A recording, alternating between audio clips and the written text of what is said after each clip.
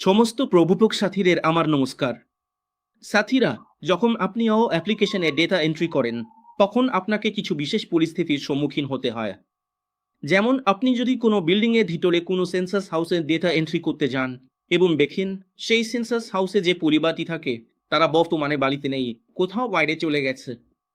অর্থাৎ আপনি তাদের দরজায় তালা ঝুলতে দেখেন।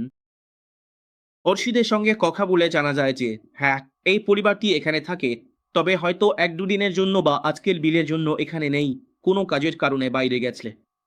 দ্বিতীয় একটি পরিস্থিতি হতে পারে, সাথীরা, ধরুন কোনো বিল্ডিং আছে, কোনো মালিক একটি বিল্ডিং তৈরি করেছেন যেটা পুরোপুরি আবাসিক অর্থাৎ ভাড়ার জন্য ফ্ল্যাট বানানো হয়েছে। আর যখন আপনি সেই বিল্ডিংয়ে ডেটা এন্ট্রি করতে যান, তখন সেই বিল্ডিংয়ের ভিতরে যতগুলো সেন্সাস হাউস আছে তাদের এন্ট্রির সময় আপনি দেখতে পান কিছু ফ্ল্যাটে মানুষ থাকে, আবার কিছু ফ্ল্যাট খালি থাকে। এমন ফ্ল্যাট যেখানে কেউ থাকে না, তার ডেটা এন্ট্রি আপনি কিভাবে করবেন?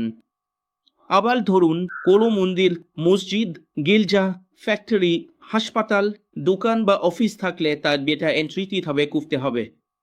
এইসব কিছু আমরা লাইভ ডেমো দিয়ে এই ভিডিওতে আপনাদের দেখাবো। তো তার জন্য প্রথমে সাথীরা আপনাকে কি করতে হবে? আপনার হলো অ্যাপ্লিকেশনটি চালু করতে হবে। এতে প্রথমেই আপনি যখন শুরু করবেন, তখন এখানে আপনাকে ৩ দেওয়ার জন্য বলা হবে। ৩ এন্টার করার সাথে সাথেই আমাদের সামনে এইভাবে হাউস লিস্ট অপারেশন অপশন খুলে যায়। এতে আমরা ক্লিক করলেই সাথীরা স্টার্ট ডেট ইনফরমেশন আছে, ওকে করি। এখন এখানে নিউ হাউস এন্ট্রিতে এখানে ক্লিক করি। আমরা এখানে ক্লিক করলেই আমাদের সামনে এই অপশন খুলে আসে। কিছু এইভাবে ধরা যাক আমরা কোনো বিল্ডিংয়ে এন্ট্রি করেছি। সেই একই বিল্ডিংয়ে যেতে হলে আমরা রিপিট অপশনে ক্লিক করব, যেমন আগে ২১ নম্বর বিল্ডিংয়ে এন্ট্রি করার মতো। এখন এই ২১ নম্বর বিল্ডিংয়ে নতুন সেন্সাস হাউসের ডেটা এন্ট্রি করতে আমি আগের উদাহরণটাই নিচ্ছি। ধরুন ওটা লকড আছে। ঠিক আছে, তাহলে আমি এখানে নিউতে ক্লিক করব, অটোমেটিক সেন্সাস হাউস নম্বর চলে আসবে। এরপর আমি নেক্সট বাটনে ক্লিক করব। নেক্সটে ক্লিক করে সে জিজ্ঞেস করলে না করে দেব। আমরা দেখলাম এটা সিমেন্ট দিয়ে তৈরি একটা পাকা বাড়ি, ঠিক তো? তাহলে এবার সামনে এগোবো। রুটটা সিমেন্ট দিয়ে তৈরি। সামনে এগিয়ে যাই। এখানে ওয়ালের মেটেরিয়াল কংক্রিট দিয়ে দিলাম। তারপর আমরা সামনে এগিয়ে যাই। নারকেল ছাট করার পর করছিলাম। এখানে আমরা কংক্রিট সিলেক্ট করেছি। এখন আসে অ্যাসার্টেন্ট ইউজ অফ সেন্সাস হাউস। এখন এই সেন্সাস হাউসের ব্যবহার কি? তো এখন যে উদাহরণ আমি আপনাকে দিতে যাচ্ছি সেটা হলো, এটা আমাদের আবাসিক বাড়ি, মানে রেসিডেন্স, মানে সেখানে মানুষ থাকে।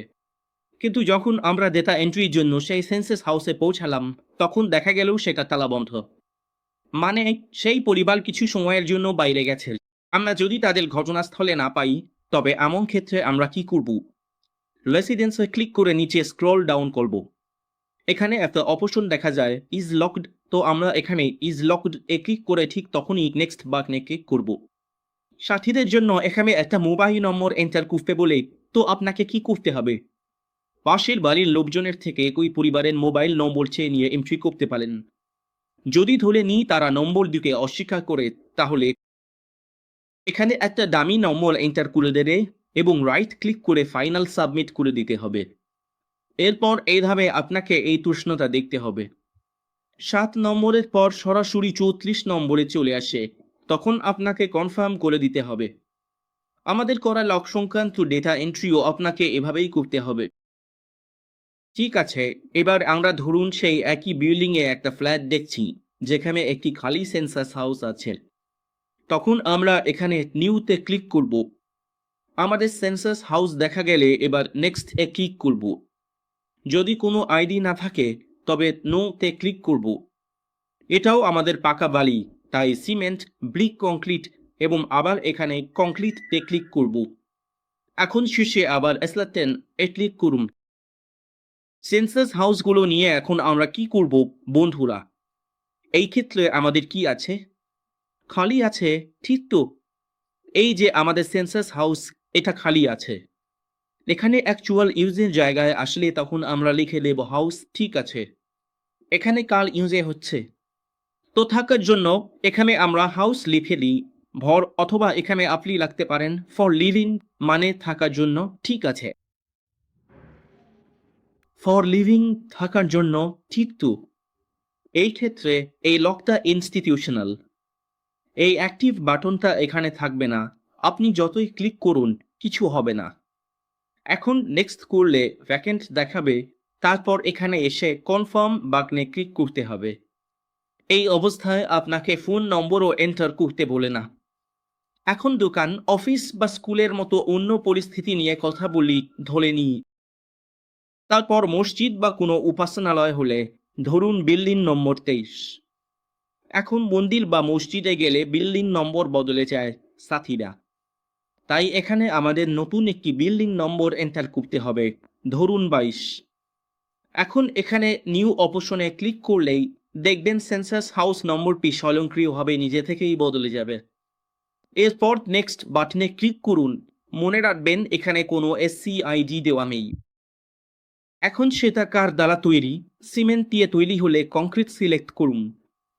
আপনার ক্ষেত্রে এই জিনিসগুলো আলাদা হতে পারে, তবে সাধারণত মন্দির, মসজিদ বা যে কোনো পূজার স্থান পাকা হয়, তাই তো। দেখুন এখানে অনেকগুলো অপশন দেখা যাচ্ছে। বন্ধুরা, এটা কোনো রেসিডেন্স, দোকান, স্কুল বা অফিস নয়। 8 নম্বরে আসে উপাসনা স্থল। ধরুন এটা কোনো মসজিদ বা মন্দির। বলতে গেলে এখানে আমরা টেম্পল লিখে দেব। যেমন ধরুন এখানে টেম্পল লিখে দিলাম। মসজিদ বা গির্জা হলে সেটাই লিখে দেবেন। ঠিক আছে। ক্লিক করে নেক্সটে ক্লিক করার সাথে সাথে কনফার্ম করার অপশন আসবে। এটাতেও কিন্তু কোনো ফোন নম্বর চাইবে না বন্ধুরা। ঠিক একইভাবে আমি একটা স্কুলের উদাহরণ দেখাচ্ছি। ধরুন 23 নম্বর বিল্ডিংটা যদি আপনার একটা স্কুল হয়। এখন নিউতে ক্লিক করব। এটা মানে যেটা আমাদের সাধারণ সকালবেলা চলে এমন স্কুল। বাচ্চারা আসে দুপুর পর্যন্ত বা সন্ধ্যা পর্যন্ত পড়াশোনা করে, তারপর তারা বাড়ি চলে যায়। এরপর এখন আমরা নেক্সটে ক্লিক করে নো করে দিল। এগুলো পাকা বালি, তাই কংক্রিট ইত্যাদি অপশন সিলেক্ট করব। 6 নম্বরেও কংক্রিট সিলেক্ট করে দেব। বন্ধুরা, এখানে খেয়াল রাখার বিষয় হলো, এখানে দেখুন লেখা আছে স্কুল বা কলেজ। এখানে কি আছে? যেহেতু এটা স্কুল, তাই আমরা এখানে স্কুল অপশনটি সিলেক্ট করে লিখে নেব। ঠিক আছে। এখানে স্কুল লিখে ফাইনাল সাবমিট করে কনফার্ম করে দিন। কোনো মোবাইল নম্বর লাগবে না। এইভাবে আপনার ডেটা এন্ট্রি হয়ে গেল। এখন ধরুন যদি কোনো নতুন বিল্ডিং হয় 24 নম্বর এবং এটা কোনো হাসপাতাল হয়, তবে এখানে নিউতে ক্লিক করবেন। সাথীরা, এটা একদম সিম্পল। হাসপাতাল সাধারণত পাকাই হয়, তাই এখানে আমরা কংক্রিট সিলেক্ট করে নিই। এখানে এখন সঙ্গে সঙ্গে এখানে আবার চলে আসে এটা কি? হাসপাতাল, লজ বা গেস্ট হাউস হলে এখানে আমরা হাসপাতাল লিখে দিই। ঠিক আছে। এখানে হাসপাতাল লিখে রাইট ক্লিক করে পরেরটিতে ক্লিক করলেই কনফার্মেশনে চলে যায়। কনফার্মে ক্লিক করলেই অবশেষে আপনার ডেটা সাবমিট হয়ে যাবে। তো আশা করি বন্ধুরা, এই বিশেষ পরিস্থিতিতে কিভাবে ডেটা এন্ট্রি করতে হয় সেটা আপনারা বুঝে গেছেন। ভিডিওটা ভালো লাগলে একটা লাইক অবশ্যই দেবেন। বন্ধুদের সঙ্গে শেয়ার করবেন যাতে কারো বিভ্রান্তি না থাকে এবং আমরা সবাই মিলে ভারতের উন্নয়নে আমাদের অবদান রাখতে পারি। আমরা আমাদের স্তরে অবদান রাখছি সঠিক ডেটা সংগ্রহের মাধ্যমে। দেখা হবে পরের ভিডিওতে।